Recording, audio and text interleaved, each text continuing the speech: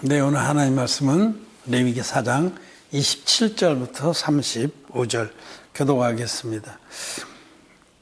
만일 평민의 하나가 여호와의 금령 중 하나라도 부주 중에 범하여 허물이 있었다가 그 범한 죄에 깨우침을 받거든 그는 흠없는 암염소를 끌고 와서 그 범한 죄로 인하여 그것을 예물로 삼아 그 속죄제 희생의 머리에 안수하고 그 희생을 번제소에서 잡을 것이요 제사장은 손가락으로 그 피를 집어 날개랑 풀에 넣고 그 피 전부를 단 밑에 쏟고 그 모든 기름을 화목제 희생의 기름을 취한 것 같이 취하여 단 위에 불살라 여호와께 향기롭게 할지니 제사장이 그를 위하여 속죄한즉 그가 사함을 얻으리라. 그가 만일 어린 양을 속죄제물로 가져오거든 흠 없는 암컷을 끌어다가 그 속죄제 희생의 머리에 안수하고 번제 희생을 잡는 곳에서 잡아 속죄제를 삼을 것이요 제사장은 그 속죄제 희생의 피를 손가락으로 집어 번제단 뿔에 바르고 그 피는 전부를 단 밑에 쏟고 그 모든 기름을 화목제 어린 양의 기름을 취한 것 같이 취하여 단 위 여호와의 화제물 위에 불사를 치니 이같이 제사장이 그의 범한 죄에 대하여 그를 위하여 속죄한즉 그가 사함을 얻으리라. 아멘. 예, 오늘 우리는 레위기 4장의 속죄 제사에 대해서 읽었습니다. 지금 제가 레위기 영해 영적 해석이라고 시리즈로 포스팅하는 그 순서로 보면 네 번째 시간입니다. 레위기 영해 네 번째 시간, 즉 이 속죄 제사에 관한 규례를 같이 나누고자 합니다. 레위기를 지난번에도 말씀드렸지만 유대인들은 자기 자녀들에게 제일 먼저 가르치고 또 외우게 하는 성경이 레위기입니다. 그만큼 유대인들은 레위기를 아주 중요시한다라고 볼 수 있겠죠. 그만큼 레위기 안에 하나님의 뜻이 잘 나타나 있다 이런 말씀입니다. 그 중에 우리는 오늘 읽은 레위기 4장이 특별히 레위기 4장이 레위기의 꽃이라고 말할 수가 있습니다. 레위기 전반부가 지금 여러 가지 제사에 대한 말씀인데 여러 가지 제사에 대한 것 중에서 노른자위가 바로 이 속죄제사입니다. 이 속죄제사를 올바르게 이해를 하면 예수 그리스도를 그 안에서 우리 만날 수가 있기 때문입니다. 오늘 그 부분에 제가 말씀을 세미하게 드리고자 합니다. 이 평민의 하나가 여호와의 금령 중에 하나를 범했는데 그 죄를 깨닫거든 이런 말씀을 합니다. 이제 이 앞에 레위기 4장에는 제사장이 범죄했을 때에 또 이스라엘 백성들이 범죄했을 때에 또 백성의 두령들이 범죄했을 때 이렇게 쭉쭉 말씀을 하시는데 이제 맨 끝에 이제 평민의 하나가 여호와의 금령 중 하나를 부지 중에 범해서 죄가 있다가 그 죄를 깨닫거든. 저기 평민이 범죄했을 때를 말합니다. 근데 앞에서부터 쭉 이 레위기 4장을 읽어보면 이 속죄제사에 대한 규례는 다 공통입니다. 공통규례예요, 공통규례. 제물이 약간씩 바뀌는데 그건 뭐 중요한 게 아니에요. 제사장이 범죄를 하면 흠없는 수송아지를 끌고 와라. 또 이렇게 이제 제물이 약간 종류가 차있지. 공통적인 속죄제사의 공통규례는 딱 세 가지입니다. 첫째로 흠없는 제물을 끌고 와야 됩니다. 둘째로 반드시 안수할지니 이 죄가 있는 자가 또는 백성들이 범죄하면 그 대표자가 백성들의 두령들이 이렇게 죄가 있는 자가 제물의 머리에 안수를 하는 겁니다. 이 반드시 안수해야 돼. 이 안수라는 뜻은 뭐냐면 죄가 넘어간다 이런 뜻이에요. 하나님이 세운 법입니다. 그리고 세 번째로 이 재물의 죽음, 피 흘림, 이렇게 세 가지. 반드시 있어야 돼. 이 중에 하나라도 빠지면 불법입니다. 불법의 제사입니다. 그래서 레위기 4장을 쭉 읽어보면 이 공통규례가 반복적으로 나옵니다. 오늘 평민의 하나가 죄를 범해서 그 죄를 깨닫거든 하고 반복적으로 두 번 똑같은 기록을 했는데 재물은 먼저는 암염소를 끌어다 이렇게 하고 또 암염소가 없으면 어린 양으로 하라. 그러니까 재물은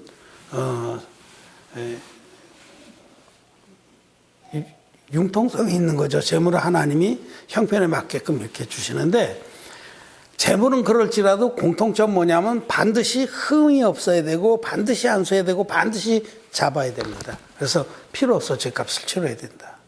이겁니다. 이것을 기억해 주시기 바랍니다. 근데 이제 첫째로 27절의 말씀에 보면 만일 평민의 하나가 여호와의 금령 중 하나라도 부지 중에 범하여 허물이 있었다가 28절 그 범한 죄에 깨우침을 받거든. 이 깨우침을 받거든 이것이 간과할 수 없는 말씀입니다. 죄를 범할 때는 부지 중에 범하고 자기도 무의식 중에 범해요. 그런데 나중에 하나님의 율법의 고을 앞에 서보면 아 이것이 죄였구나. 내가 죄를 지었구나 하고 깨닫게 된다는 겁니다. 그런 깨달음이 없으면 속죄 제사를 드릴 필요도 없죠. 그래서 죄사함 못 받는 겁니다. 먼저 죄에 대한 깨달음이 있다는 거 이것을 알아야 됩니다. 오늘날의 기독교인들도 자기가 마음에 죄가 있다는 사실을 시인하고 이 죄 때문에 내가 지옥 갈 수밖에 없는 자로구나 하는 시인이 있어야 된다는 걸 말합니다. 여러분 죄가 있으면 지옥 갑니다. 무조건 주의 이름을 부른다고 천국 가는 게 아니라 마음에 죄가 있으면은 지옥에 간다라고 성경은 기록하고 있습니다. 그것이 뭐냐면 로마서 6장에서 말씀하신 죄의 삭은 사망이라 이 말씀이에요. 죄의 대가는 사망. 사망이라 할 때 이 사망은 성경에서 말씀하는 사망은 둘째 사망 곧 영원한 불못을 말하는 겁니다. 죄가 있으면 지옥 갑니다. 이게 진리입니다. 그래서 기독교인들도 죄가 있는 것을 그냥 당연시 여겨서는 안 됩니다. 마음에 죄가 있으면은 아 내가 이 죄 때문에 지옥 가는 자로구나 하고 인정을 하고 하나님 앞에 무릎을 꿇고 나와야 된다는 겁니다. 깨닫거든 이제는 속죄 제사가 어떤 것인지로 나와야 된다.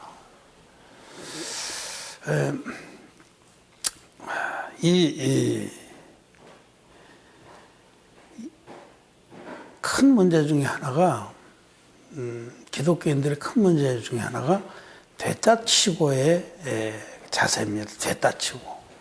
사실은 정말 자원날성 권과 같은 진리의 말씀 앞에 섰을 때 문제가 있는데도 그냥 되따치고 넘어가는 게 굉장히 많습니다. 그로 말미암아 죄사함으로 말미암는 구원을 받지 못하고 거듭나지 못하는 겁니다. 되따치고 많은 이들이 자기는 거듭났다 치고 거듭나는 게 뭔지도 정확히 모르면서 요한복음 3장에 사람이 물과 성령으로 나지 아니하면 하나님 나라를 볼 자가 없다고 그러셨는데 물과 성령으로 난다는 것이 무슨 뜻인지를 알지도 못하고 명확하게 믿음도 없으면서 그냥 됐다 치고 난 거듭났다 칩니다. 그냥 난 예수 이름을 영접했으니까 난 거듭났다. 이 됐다 치고거든요. 또 제가 마음에 있는데도 난 구원 받았다고 치고 그것도 됐다 치고 구원 받았다고 치는 거예요. 제가 있으면 구원 못 받은 겁니다. 죄의 삭은 사망입니다. 또 나 성령 받았다고 치고 성령은 사도행전 2장 38절의 말씀대로 너희가 각각 회개하여 예수 그리스도의 이름으로 세례를 받고 죄 사함을 받으라. 그리하면 성령을 선물로 받을지.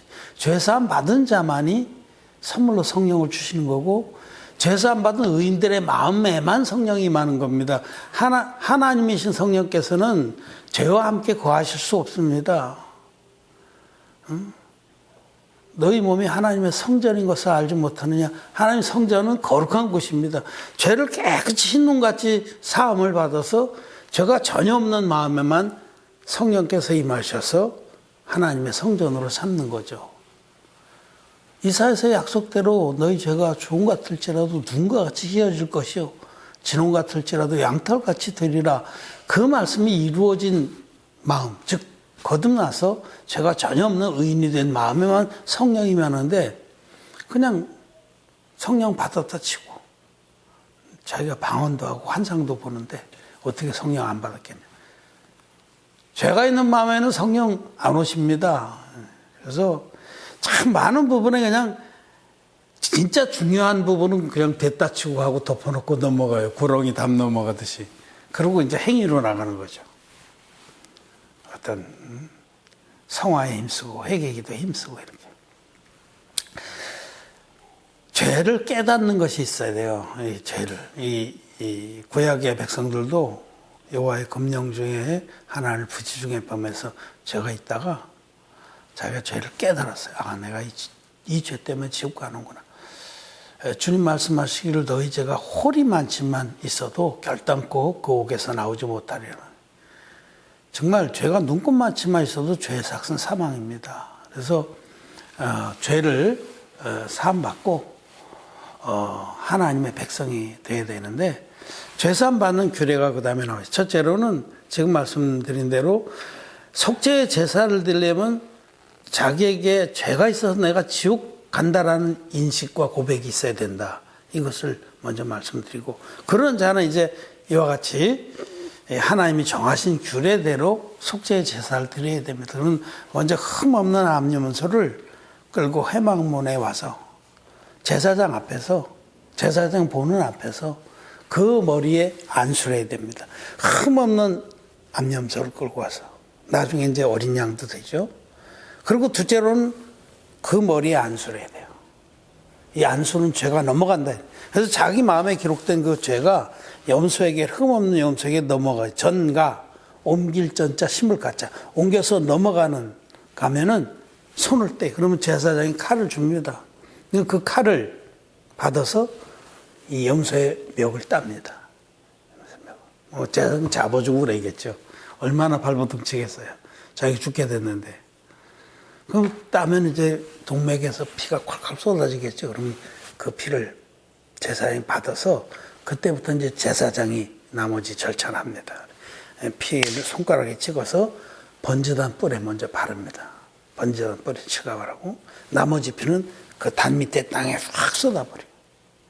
그러고 나서 이제 배를 갈라서 기름들을 다 화목제 희생의 기름을 취한같이 다 취해서 번제단 위에 불살라 향기롭게 드림으로 죄사함을 받는 겁니다. 구약의 이 제사법은 장차 오시는 좋은 일의 그림자입니다. 장차 예수님께서 우리를 어떻게 구원해 주실지가 정확하게 계시된 것이 바로 이 구약의 속죄제사입니다. 이 속죄제사의 절정은 이건 이제 한 개인 한 사람, 평민의 한 사람 한 사람 이렇게 죄를 깨닫고 제사를 드렸는데 이스라엘 백성들이 죄를 질 때마다 제사를 드릴 수 있냐 이거죠. 못 드립니다.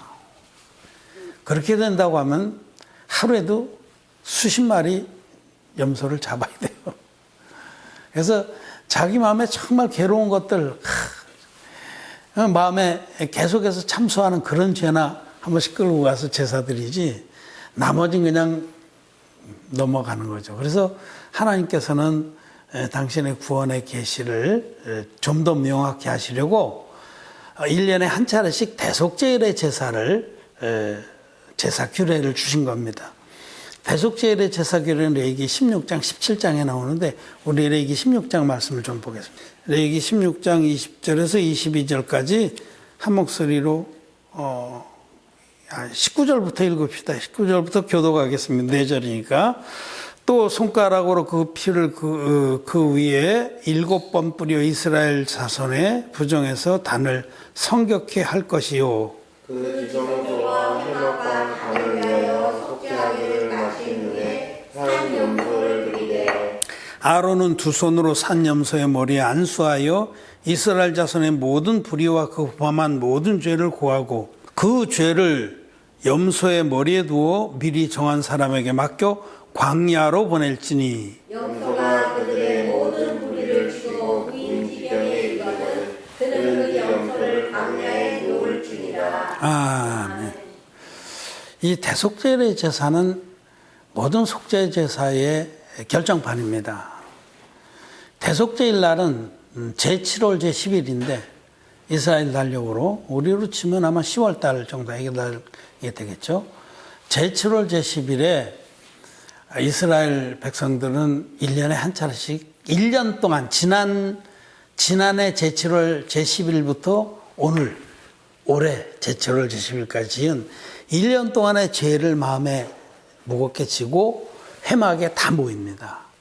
그러면 그날은 대제사장 홀로 제사를 주관합니다. 그래서 먼저 대제사장이 자기와 자기의 식구들을 위해서 수송아지 한 마리로 성막 안에서 제사를 드려요. 그 똑같이 안술에서 죄를 넘기고 잡아서 그 피를 들고 지성소까지 들어가서 언약궤 위와 그 안에 있는 기구들에 뿌리고 나와서 번제단에도 뿌립니다. 그리고 그 다음에 이제 1년 된 수염소 2마리를 따로 구별해 놓았다가 그 중에 제비를 뽑아요.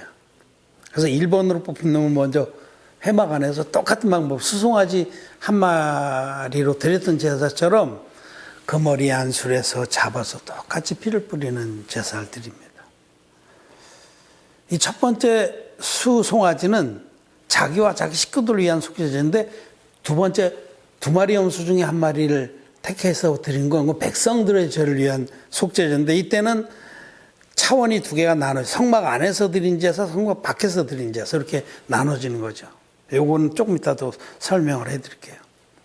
그래서 성막 안에서 수염소, 수송아지로 드린 거와 똑같은 규례대로 드리고 그리고 마지막에 그 염소의 피로 단에 나와서 뿌립니다.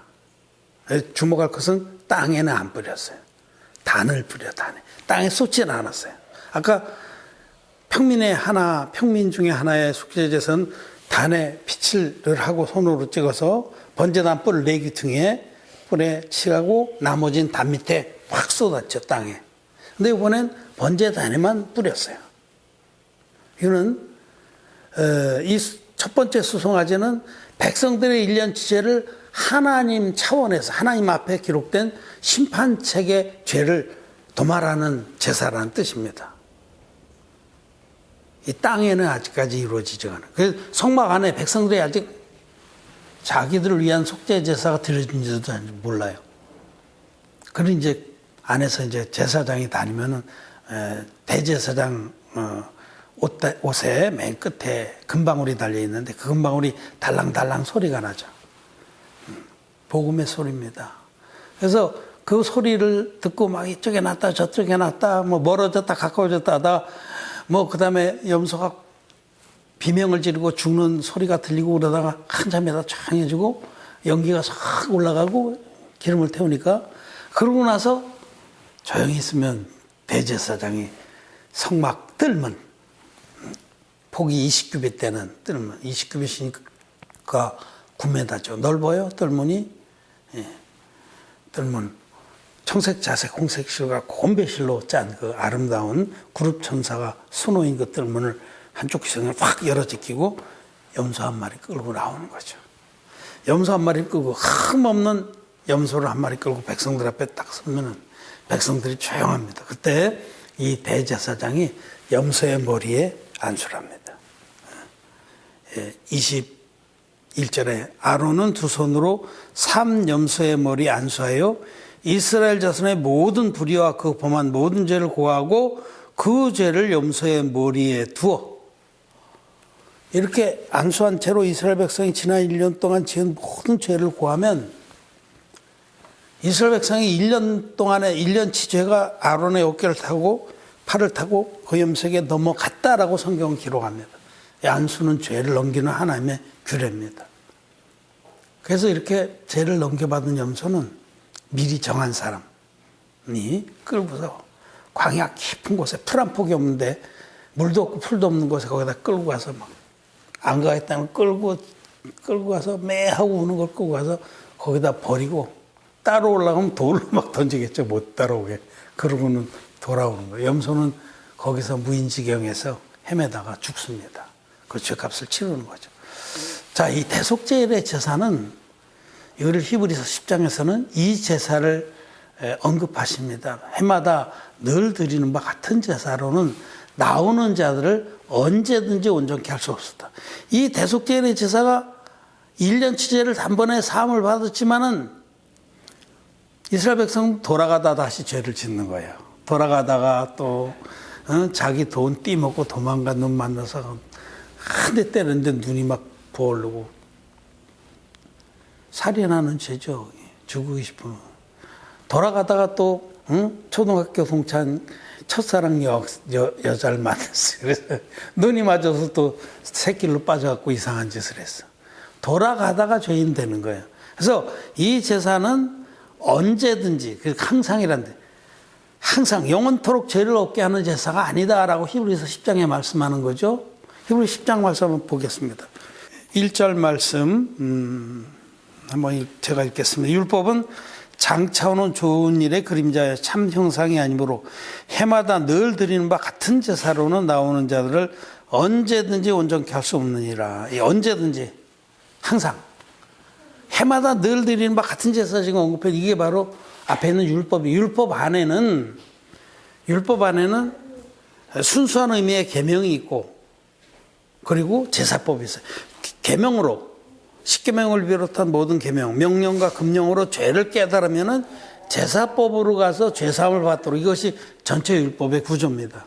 그래서 율법 안에는 계명과 규례 또 제사법, 이것이 율법의 전체인데, 지금 히브리서 10장에서 처음에 말한 율법은 제사법을 말하는 거예요. 특히 제사법 중에서 대속제일의 제사, 해마다 늘 드리는 바 같은 제사를 말하는 겁니다. 율법 안에 있는 대속제일의 제사로는 그 제사를 드리러 나오는 자들이 언제든지 죄가 없게 되는, 항상 의인되는 그런 역사를 누릴 수가 없었다라는 겁니다. 그래서 그러면서 쭉 말씀을 전개하는데, 이제 4절에 보면 이는 황소와 염소의 피가 능히 죄를 없이 하지 못함이라.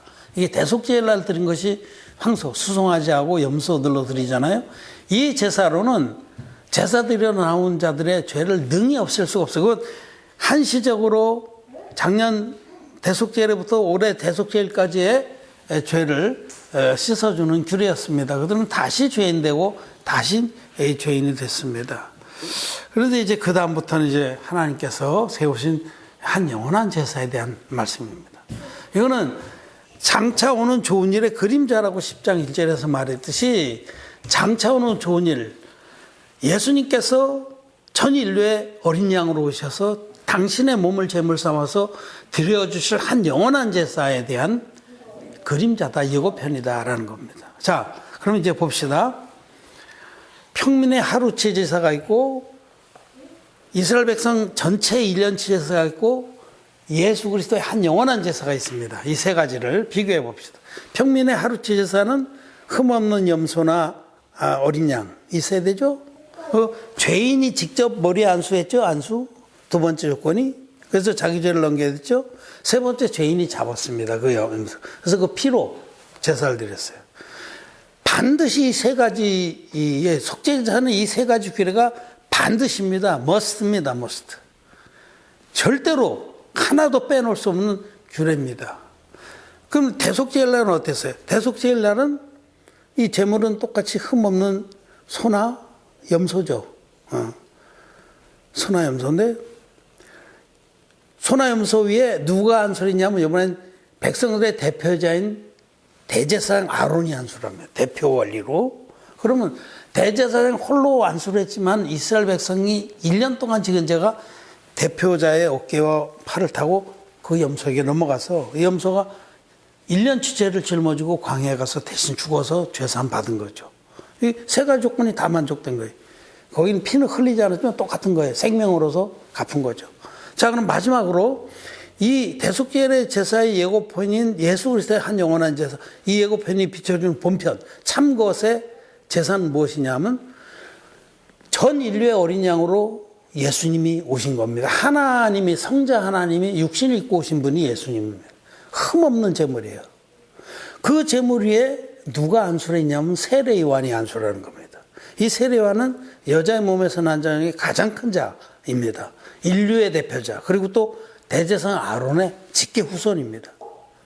누가복음 1장 5절 말씀을 보면 그 세례 요한이 예수님이 이제 30살이 돼서 제사장으로 기름 부음을 받는 나이가 30살, 민수기에 보면.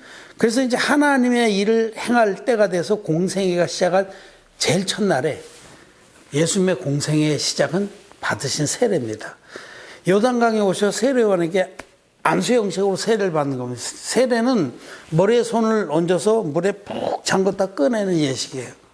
이 세례는 안수입니다, 안수. 구약의 안수가 신약의 세례입니다. 예수님이 세례 요한이 예수님 머리에 안수를 해서 물에 푹 잠궜다 꺼낸 이 세례가 바로 우리 구원의 표고 인류의 모든 죄가 예수님께 넘어간 역사를 말하는 거예요. 그래서 마태복음이 이제 세례에 대해서 가장 소상히 기록하고 있는데 마태복음 3장의 말씀을 보면 예수님께서 세례 요한에게 막 두려워서 어쩔 줄 모르는 세례 요한에게 내가 당신에게 세례를 받아야 할 텐데 어찌하여 내게 오시나이까 그렇게 저어했던 세례 요한에게 예수님이 준엄하게 명령을 하십니다. 이제 허락하라. 우리가 이와 같이 하여 모든 의를 이루는 것이 합당하니라 하신데 이에 요한이 허락하는지라. 마태복음 3장 15절 말씀. 이제 허락하라. 이제 넌 내 머리에 안수를 해라. 우리가 이와 같이 너는 내 머리에 안수라고 난 그 안수를 받아서 인류의 모든 죄를 나에게 다 넘기는 것이 하나님의 모든 의를 이루는 합당한 방법이다. 이런 뜻입니다. 두 번째 안수가 이루어졌죠. 근데 예수님은 이제 세례받은 이튿날 세례 요한에게 보라 세상 죄를 지고 간 하나님의 어린 양이로다라는 증거를 받았습니다. 요한복음 1장 29절에 이튿날, 그 이튿날이 고아를 읽어보면 세례받은 이튿날입니다. 예수님이 세례받으신 이튿날 세례 요한은 예수님을 보라 세상 죄를 지고 가는 하나님의 어린 양이로다.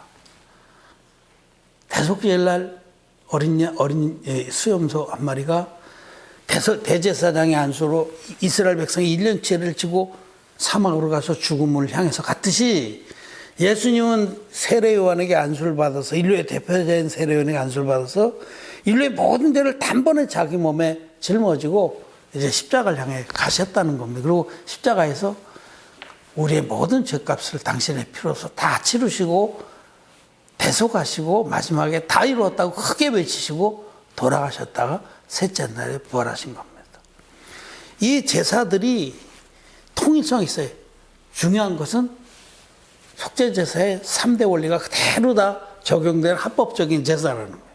뭐냐? 흠없는 제물, 안수, 피 흘림. 이 중에서 만약 어떤 거 하나라도 만족이 안 되면 불법 제사입니다. 흠이 있는 제물을 끌고 왔다. 불법 제사죠. 그래서 말라기 시대에 제사장들이 막 눈 먼 거 저는 것으로 제사를 드려서 하나님께서 진노하시고 저 성전문을 쳐 닫았으면 좋겠다. 그 희생 제물의 똥을 저 얼굴에 쳐발라 줬으면 좋겠다. 그렇게 말씀해요. 흠 있는 제물 불법입니다. 만약에 흠 없는 걸 끌고 왔는데 안수를 안 하고 그냥 막바로 잡았다. 불법입니다. 안수만 해놓고 빼돌려서 자기 집으로 끌고 갔다. 죄사함 못 받습니다. 이 어떤 불법 제사도 죄사함을 못 받는 겁니다.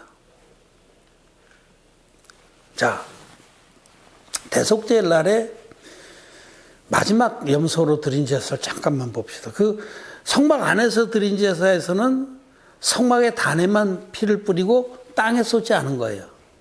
그거 왜 그러냐? 평민의 제사에는 마지막에 보면 번제단 뿔에 바르고 땅에 쏟았잖아요, 피를. 죄는 두 군데 기록되고 이 두 군데가 다 해결이 돼야 된다는 뜻인데 그래서 번제단 뿔에 칠하고 땅에도 쏟는 겁니다. 죄가 기록되는 두 곳이 어디냐면 하나님 보좌 앞에 심판책, 행위록책 거기 기록이 돼요.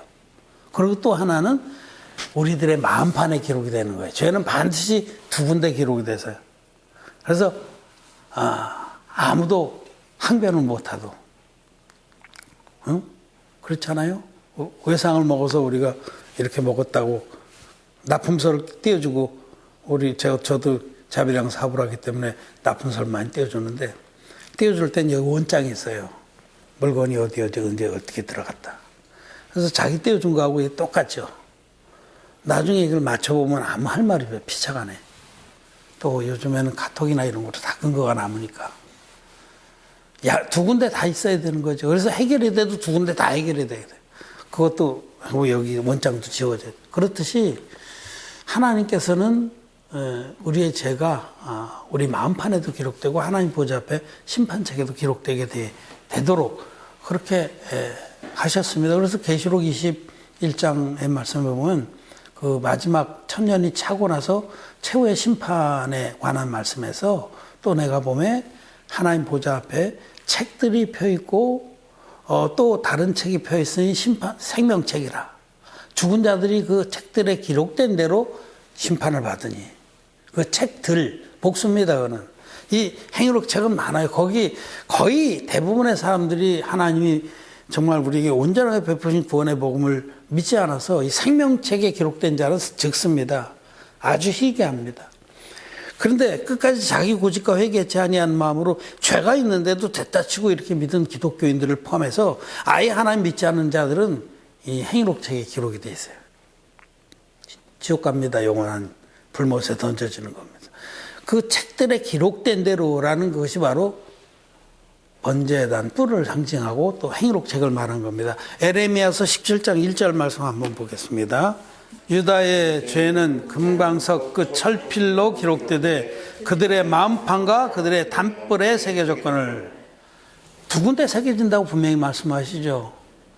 그 단뿔은 하나님 보좌 앞에 있는 심판책, 행위록 책입니다. 그리고 마음판은 계시적으로는 번제단 밑에 땅을 말해요. 이 땅이라는 거는 사람의 마음을 말하거든요. 예수님이 씨 뿌리는 자에 비유해서 밭이나 땅은 우리 사람의 마음을 말해요. 그러니까 죄가 기록된 두 곳에 대속의 피로서 완전히 그것이 도말이 되고 대속이 돼야만 죄사함 받는 겁니다. 이 두 차원에서 다 해결이 돼야 돼요. 하나님 차원과 사람 차원에서. 대속제례 제사 보면 먼저 한 마리 제비뽑 1번 수염소로 드렸을 때는 번제단에만 뿌려요. 땅에 뿌리는 게 없어. 지금 백성들은 마음에 아직까지 죄가 있어요. 대속제례 제사 절차가 쭉 진행되는 동안 성막 안에서 드리는 제사로는 백성들의 마음판에 죄가 아직 해결이 안 됐는데 언제 해결됩니까?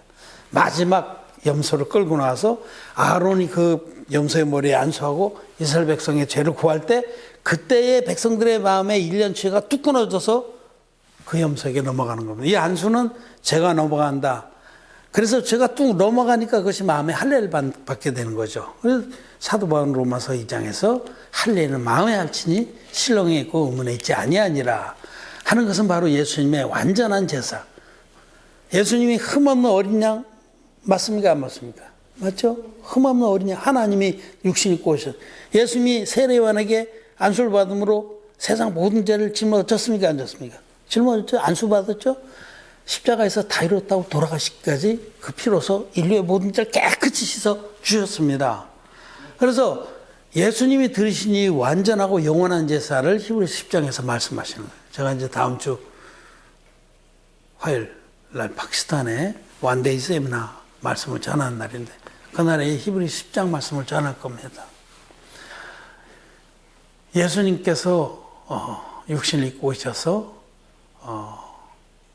흠없는 제물로 오셔서 물과 피로 사도 요한은 그래서 이 복음을 이 온전한 복음을 물과 피로 임하신 예수 그리스도라고 소개하면서 말씀을 합니다. 요한일서 5장에 이는 물과 피로 임하신 자니 곧 예수 그리스도시라. 이 물은 요단강물에서 받으신 세례입니다. 사도 베드로도 베드로전 3장 21절에서 물은 예수 그리스도의 부활하심으로 말미암아 이제 너희를 구원하는 편이 곧 세례라. 세례로 우리의 모든 죄를 다 담당하시고 십자가의 피로 우리의 모든 죄를 깨끗이 갚아주셔서 이 흰눈같이 깨끗한 의인들로 하나님 편에서 만들어 주신 겁니다. 이것이 진리의 복음이에요. 이것이 진리의 복음이고 성경 그대로의 복음입니다. 그래서 사도 바울은 고린도서 15장에서 성경대로 그리스도께서 우리 죄를 위하여 죽으시고 성경대로 다시 살아나서 성경대로 그때의 성경은 구약 성경입니다. 사도 바울이 고린도 전설 쓸 때는 신약이 없었습니다. 낫번으로 기록돼 있고 사도 바울이 말한 성경은 구약 성경. 구약 성경이 기록된 속죄 제사의 규례대로 예수님께서 자기 몸을 들여서 우리 죄를 없애주셨다라고 말씀하는 거예요. 그는 반드시 흠없는 제물과 안수와 피 흘림의 규례입니다. 자, 그런데 어떻게 됐습니까? 기독교 역사가 이렇게 진행되면 사단 마귀는 작전을 쓴 거예요. 예수님 못 믿게 핍박을 했더니 더욱더 불같이 일어나는 거예요. 안 되겠다. 플랜 B다. 플랜 A가 실패하면 그다음에 플랜 B죠. 예수님을 다 믿게 하되 불법의 믿음을 갖게 하자. 하나만 빼버리면 된다. 하나만. 제일 만만한 게 물이죠, 물. 세례. 예수님 세례 받은 거에 슬쩍 지나가면 된다. 성경에도 정말 밝게 눈을 뜬 자들만 보는 거니까 꼭 십자가를 빼버릴 수는 없고 예수님 세례 받은 거 슬쩍 빼버리자. 오랫동안 뺐어요. 오랫동안. 초대교회 때는 초대교회 때의 교회의 축일 중에 예수님 세례의 축일 그것이 가장 큰 축일이었고 1년에 처음 시작에 그것만 있었어요. 성탄절 이런 거 없었습니다. 근데 살살 바꾸기 시작했어요. 오랜 세월 두고 그래서 드디어 복음에서 물을 빼버리는데 성공합니다. 오늘날 기독교라고 하는 그 종교의 세계에서는 예수님의 세례는 사라진 겁니다. 복음에서 사라진 겁니다. 그냥 십자가의 피만 있는 거죠. 그러면 우리가 레위기 4장의 이 속죄 제사의 원형에서 비춰볼 때 그것이 정말 올바른 믿음이냐? 불법입니다. 그렇게 믿기 때문에 죄사함 못 받는 겁니다. 규례대로 흠없는 제물, 안수, 피 흘림으로 제사를 드려야만 이렇게 제사를 드리면 그가 속죄한 제사장이 그를 위해 속죄한 즉 사함을 얻으리라 그러는데 사함을 못 받는 겁니다. 십자가의 피만으로 된 복음으로는 절대로 제사 못 받습니다. 그래서 주여 나는 죄인입니다 하고 또 모이기만 하면 회개기도 하고 모이기만 하면 어떤 행위로 나가고 하나님이 우리에게 베푸시는 은혜의 그 역사들은 찾아볼 수가 없는 거죠. 불법입니다. 그래서 정말 우리는 이 안수를 빼버린 예수님 받으신 세례를 빼버린 복음이 과연 성경대로의 복음이냐? 오늘 말씀을 통해서 비춰보고 반드시 우리는 돌이켜야 됩니다. 저는 분명하게 말씀을 드립니다. 뭐 사람들이 저를 이단이라고 할지라도 저는 이것만이 성경대로의 복음이라고 말씀을 드립니다. 예수님께서 하나님의 아들이신데 흠없는 제물로 오셔서 세례요한에게 안수를 받음으로 인류의 모든 죄를 다 짊어지시고 십자가로 가셔서 다 이뤘다 하기까지 별로 돌아가신 이 복음. 이것이 물과 피의 복음인데 피만의 복음은 반쪽짜리 복음입니다. 물과 피의 복음만이 성경대로의 복음이고 우리를 온전히 죄사함을 받고 거듭나게 하는 복음이다라고 말씀을 드립니다. 정말 이 복음을 회복해야 됩니다. 그래서 제가 오늘 설교의 제목을 잃어버린 복음의 원형을 찾아서 이렇게 정해서 포스팅을 할 겁니다. 잃어버린 복음의 원형을 찾아야 됩니다. 제가 잘 읽은 책 중에 이런 우화가 있는데 중세시대에 어떤 수도원의 원장이 교구장한테 가서 바늘 3개를 얻었어요. 그 당시에 바늘이 굉장히 중요했습니다. 왜냐하면 그런 지금 뭐 이런 옷이 흔한 시대가 아니고 수도원 같은 데도 청빈하고 또 순결 뭐 이런 것이 그들의 모토잖아요. 대주도 그것도 이미 수도원이 생겼다는 것 자체가 복음을 잃어버려서 그런 거예요. 복음을 잃어버리면 사람들 반드시 행위로 나가게 돼요. 근데 하여튼 그 시대의 수도원에서는 바늘이 보물입니다. 그래가지고 딱 맡겨놓고 쓰면 갖다 바쳐야 되고 다시. 근데 바늘 3개를 얻어온 거예요. 바늘 중에 부러지기도 하고 이제 무뎌지고 가지고 또 꼬매고 그러니까. 근데 오던 길에 잊어버린 거예요. 자기 분명히 주머니에 넣고 왔는데 집에 와보니까 수도원에 와보니까 없어요. 그럼 그거 찾아야 되겠죠? 그 오던 길을 되돌아가야 될 거 아니에요. 근데 밤이었단 말이에요. 그때 무슨 뭐 후레쉬가 있었겠어? 뭐가 있었겠어? 그 우화는 어떻게 끝내냐면 그 수도원장은 자기 방 안에 등불을 밝히고 그 방 안을 아주 샅샅이 뒤졌더라. 여러분 굉장히 의미심장한 우화입니다. 자기가 귀한 걸 잊어버렸으면 잊어버린 장소를 찾아가야 되는 거지. 지금 밝은 데서 찾고 있는 거예요. 지금. 편안한 데서.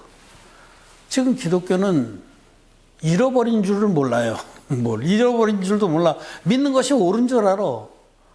그리고 이 현상만 가지고 서로 비판하는 거죠. 지금 밝은 데서. 지금 있는 이 현상만 가지고 아무리 비판해 소용없습니다. 그럴 수밖에 없는 거예요. 복음을 잃어버리는데 사건이 될 수밖에 없는 거고, 복음을 잃어버리는데 성경이 안 풀리니까 이상한 예수 무당들이 많이 나타나고 그런 거거든요. 복음의 원형을 찾아 나서야 됩니다. 어디서 잃어버렸느냐? 초대교회 때 잃어버린 거예요. 초대교회 때 이미 교회사를 이렇게 자세히 살펴보면 이미 초대교회 때 사단마귀가 플랜 B로 바꾼 다음에 물이 흐려지기 시작하고 사라지기 시작해서 성경 안에만 남아있는 거예요. 그래서 거듭난 종들만 이걸 발견하고 기뻐하고 외치는 겁니다. 복음의 원형을 우리는 찾아 나서야 됩니다. 그리고 우린 찾았습니다. 듣는 이들도 이 복음의 원형을 찾아야 돼요. 예수님은 하나님의 아들이신데 흠없는 제물로 이 땅에 오셔서 세례와 십자가로 우리를 온전하게 죄에서 구원하셔서 의인 만들어 주셨다라는 것이 진리의 원형 복음입니다. 여기서 하나라도 빠진 것은 원형이 아니고 불법의 복음입니다. 이것은 얼마든지 제가 변증을 할 수가 있어요. 말씀으로. 제가 전한 말씀 중에 하나라도 성경적이 아닌 게 있으면 언제든지 말씀을 하십시오. SNS로 해서 다 열려 있으니까. 저는 원형복음 성계 홈페이지에 오셔서 글을 남겨놓고 제 전화로 전화하셔도 좋습니다. 거기 있는 전화번호를 전화하시면 바로 연결이 되니까. 언제든 제가 오늘 말씀드린 이 내용 중에 하나라도 성경에서 어긋난 것이 있다면 말씀으로 얘기를 하십시오. 언제든지 저는 그것이 맞다면 제 생각과 믿음을 돌이킬 자세가 되어 있습니다. 그러나 이것이 진짜 복음입니다. 진리의 원형 복음을 찾아서 그 복음 안에 온전한 구원을 받고 또 하나님의 자녀가 돼서 이 복음을 수종하는 귀한 일꾼들이 되시기를 바랍니다. 말씀을 마쳤습니다.